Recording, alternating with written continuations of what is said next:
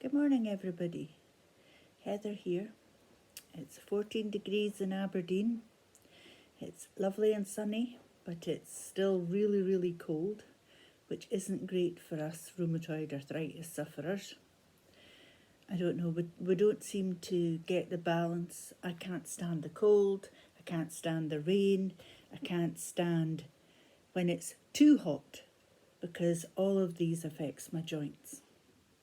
Well, I've had a whirlwind of a couple of weeks. My friend came up and helped me clear out some of the house. And I'm so glad that she is a whirlwind, because there is no way I could have done that. My joints just wouldn't allow it. And she knows how I am, so every 10 minutes I would have a cup of tea, I'd have to sit down. So I'm really grateful to her for coming and helping me. And we put an awful lot of stuff to the dump, and also an awful lot of stuff to charity. So I hope somebody gets the benefit of it. Then I travelled down to the west coast of Scotland. Unfortunately, it was a dreadful day. The rain just poured down. And for anybody knows the Broxburn roundabout at Perth, I have never seen such flooding. And it was also a really sad day, because en route was when the Queen passed away. What was going to be a nice, peaceful, relaxing week turned out that, again, my friend in her whirlwind pace. But I had a really enjoyable week. The views were absolutely fantastic, and you will have seen that I made a trailer of things good for your heart, and it's all the scenery of where I was. So if you haven't seen that, please watch that. Of course, rheumatoid reared its head. I have the usual things of insomnia, where you see 4 o'clock in the morning come, and you just can't catch a break to get some sleep. And I also took an infection, and of course went to the chemist, who couldn't treat me because I'm immunocompromised. Why can I never say that word?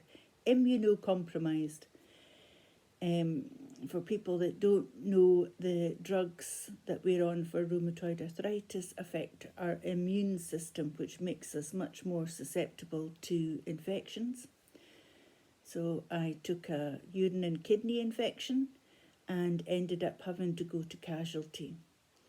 They were very good, and I couldn't fault them at all.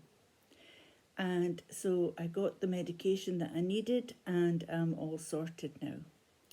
Back to reality, and as you'll see, my face has all come out with the medication again. It's just one of these things that I have to live with. Oh, just on a side note, I was going to say that twice yesterday people said to me, are you not up yet? You know, it's like 8, 9 o'clock in the morning. And I know that they mean well, but don't you find it frustrating that the fact that with rheumatoid arthritis, our joints don't work like everybody else's? We can't just suddenly leap out of bed. It takes us quite a while to come round. And people just don't get that. I know for me, it's the same way that, and I am envious of people that can do that, but it takes me a good while. I like to have a cup of tea in my bed and just come to and allow my joints to gently wake up, because they're really stiff and inflamed first thing in the morning. So I know that people don't mean bad, you know, when they say, are you not up? And some of them are joking. But if you know people that have got rheumatoid arthritis, it's not the easiest thing for us to live with. So maybe just a wee bit of thought. I've also come back to lots of paperwork. Excuse me. Because, as I said in one of my earlier videos, Originally, I was a full-time carer for my mum. My mum passed away in July, and the money that I was receiving is coming to an end. So I've had to apply for benefits, and with that comes loads of paperwork. I'm in the middle of completing one of the health forms for universal credit. It is screels and screels and screels of information. I'm also halfway through applying for the new disability allowance payment, which is the benefit that is replacing PIP. All of Scotland has already been replaced by this, and it is coming to England on a gradual basis over the next 2 years, and also it will be coming to the rest of the UK. So that's something for you to look forward to, and it's the old story of about another 50 pages of information that you need to provide, as well as backup information. They say it's going to be easier with the disability allowance payment, because this time it's only going to be assessed by medical professionals, because people that have been on PIP know, or claiming PIP, know that the difficulties that claiming PIP through rheumatoid arthritis, because as we know, it's the illness that doesn't just show itself automatically. You know, we have to fight along the way. We know we've got swollen joints, we know that we're in pain, but it might not seem that way to the outside world because we look okay. And it is one of that really, really strange things. I so wish that we didn't have this disease, as I'm sure that so many of you think that too. But we have got it and we have to live with it. On a side note, I, like probably hundreds of you out there, look at the sites that are for rheumatoid arthritis, and I try and help other people that are on that site when they've got problems or they've got questions about rheumatoid arthritis. Now, I'm no great authoritarian. I'm not a consultant in rheumatology.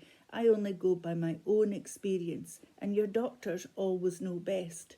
But one thing it does strike me is, if you're in pain and you're having a flare, don't keep it to yourself. Don't just tell the forum.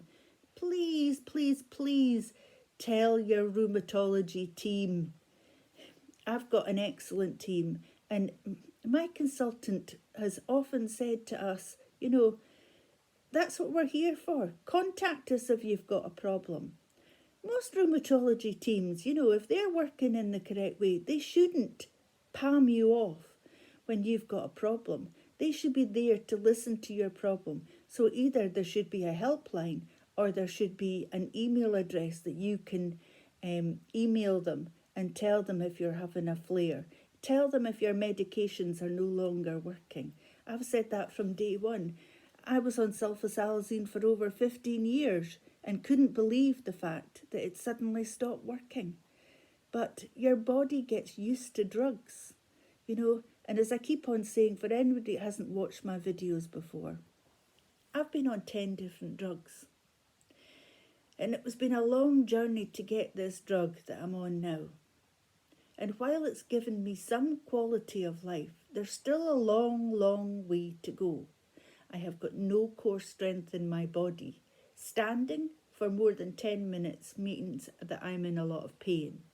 Sitting on a hard chair is a no-no. I can manage to eat for 10 minutes at a hard chair, but after that I really need the comfort of an easy chair and to put my feet up. And that's why for a lot of people, I'll stay in my bed later in the morning, and I'll also go to my bed earlier at night. Okay, I'm back on the wagon again. Hopefully I'll be back more often if I can just get through this paperwork over the next few days. Thank you for watching, and thank you for all the lovely comments. I can't believe it. If you like this video, please subscribe and do a thumbs up so that we can keep the channel going. Thank you for now. Bye.